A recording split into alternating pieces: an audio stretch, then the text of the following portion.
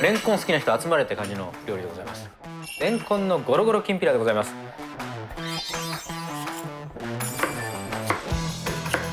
るに開けて、きんぴらって言ってますけど、炒め煮なわけですよね。で炒め煮するってことはレンコンのサイズが大きければ火通り悪くなる。でも火は完全に通したい。通しすぎるとシャキシャキっていう食感がなくなる。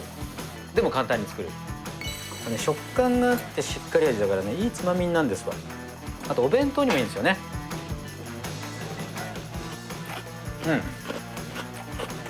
レンコンって言ったらこの食感を残しつつしっかり味に仕立てるっていうのが調理の基本だと思うんですよね。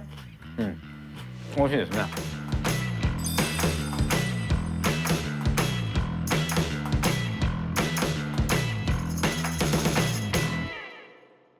皆さんこんにちは。今日のごちそうさまチャンネルはレンコン好きにはたまらないレンコンのゴロゴロきんぴらでございます。僕もねレンコン大好きなんですけど、うちの母がよくレンコン作って、きんぴらだったり炒め物だったり揚げ物だったりねよく作ってたんですよね。だからすごい馴染みの深い野菜でもあるんですけど、だいたいこれを作って、うちに遊びに来た友達とかに出すとあっという間になくなるレシピです。しかも保存も効く、食感最高、味しっかり入ってる、イエーイ。では材料説明です。レンコン、醤油、酒、みりん、酢、砂糖、赤唐辛子、ごま油。シンプルですね。もう想像つきますよね、味はなんとなくね。だけど味が想像つくけれども意外に作るの難しいんですよ実は。そうなんです。いくつかポイントがあって、きんぴらって言ってますけど、炒め煮なわけですよね。で炒め煮するってことはレンコンのサイズが大きければ火通り悪くなる。でも火は完全に通したい。通しすぎるとシャキシャキっていう食感がなくなる。で調味料の量が蒸発とともに濃くなっていくじゃないですか。その味が絡むタイミングとか分量が違うと今度味が全然ついてないとかってことになりがちなんですよ。結構ね難しい実は。でも簡単に作れる。何言ってんだろう。皮むきます。こういうのはねやっぱ経験値なんですよね。でもこの映像を見ればできちゃう。もちろんできる。あとポイントはねいくつかあるんですけど、ここまで来る道のりが栗原さんの中で険しかった。険しかった、こう先人の谷に落とされて上がってきてはまた蹴られはい切ります。でレンコンのサイズが問題ですよねまたね。これはさすがに大きすぎる。これはさすがに大きすぎる。これをこのぐらいでいったらどうでしょう。一口ちょっと頬張るぐらいのサイズでしっかりと食感残ってる感じ。だから切ったレンコンは一度水にさらしていきます。どんどん切っていきますね。このつなぎ目のところはちょっと硬いので落とし、大きいレンコンは半分に割って、さらに半分に割って、あとちょっと乱切り気味にこんな感じ。わかりますか？これね食感があってしっかり味だからねいいつまみになんですわ。あとお弁当にもいいんですよね。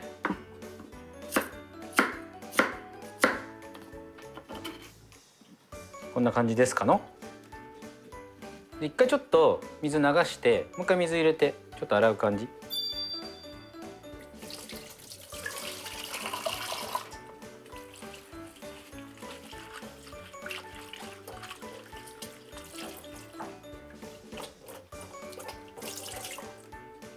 でこれで調味料を合わせる間だけ置いておきますね。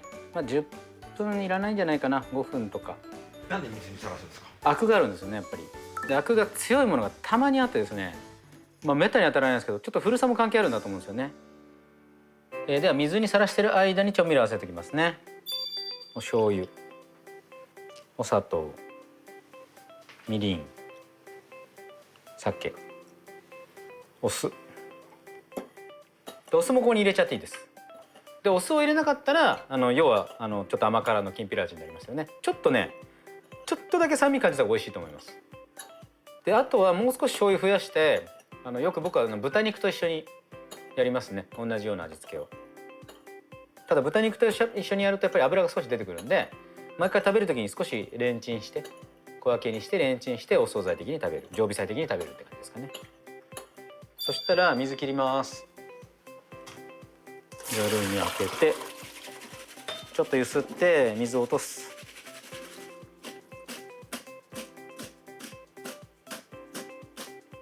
でこの状態で置いておいてフライパンに火をつけます。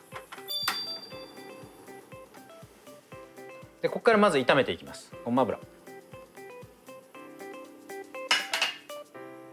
油温まったらレンコン入れていきます。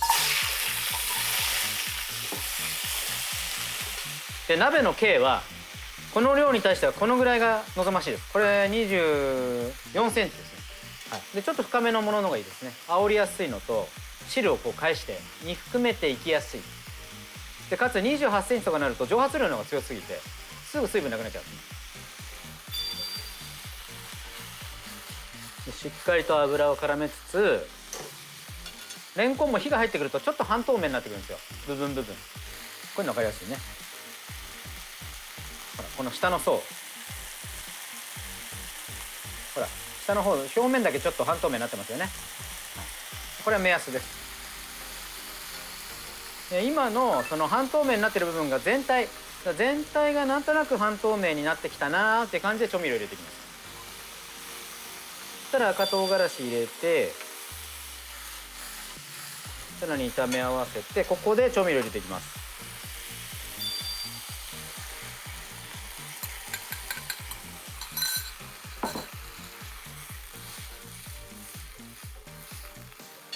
で今水分こんぐらい、割りたっぷりありますよね。はい、で一回沸かしていきます。でこの時に火が強すぎると味含める前にこう蒸発しちゃうんですよ。そうすると味薄めに仕上がります。だけど弱火すぎると今度はレンコンに火が入りすぎちゃう。そうですね、常にこのぐらいですかね。ブクブクブクブクブクブクってこのぐらいを維持しつつ結構細かく混ぜる、もしくは煽る、こうやってでまた煮含める。あとはこれ繰り返して水分がしっかりとなくなっていけば完成です。きんぴらの思い出はなんかある？きんぴらの思い出、よく母親が作っていたごぼうですけど、うちの母親のきんぴらごぼうって細いんですよ。すごいあれが大変でね、なんか大学か高校の頃作ったけどあんな細く切れないっつって諦めたことあります。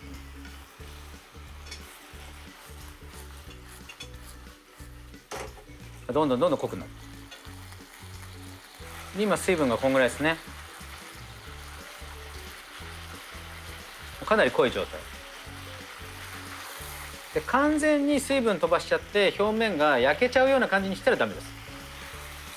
別の要素が入ってきちゃう。ちょっと焼いた感じの匂いというか、あくまでもやっぱり炒め煮なのでこのぐらいでいいと思います。でかつレンコンにはちょっとでんぷん質があるんでちょっととろっとするんですよ、こうやって。では盛り付けていきます。最後またちょっと煽って表面に味をしっかり絡め、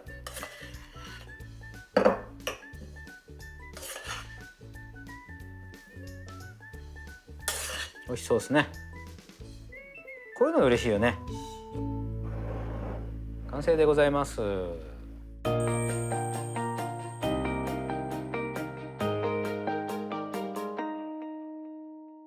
では早速いただきたいと思います。本当を言うとですね、ちょっと冷めてからの方が美味しいと思います。冷やすとまた味わいが当然変わりますよね。塩味の感じ方が変わるんで。このぐらいのサイズのやついこうかな。はい、割と大きいです。いただきます。本当聞こえますよね。やっぱりね、レンコンって言ったらこの食感を残しつつしっかり味に仕立てるっていうのが調理の基本だと思うんですよね。美味しいですね。お弁当に入ったら結構嬉しいな、これね。だってこれと卵焼きと塩鮭とご飯十分ですよね。最高だと思いますね、最高ですよね。で酢はほとんど飛んではいるんですけどかすかにいるんですよ。これがちょっとしたアクセントになるんで飽きのこない味になるんですよね。はい、やっぱり醤油、酒、みりん、砂糖も美味しいんですけど、やっぱり一方向というかすごく単調なので結構量作ったじゃないですか今日。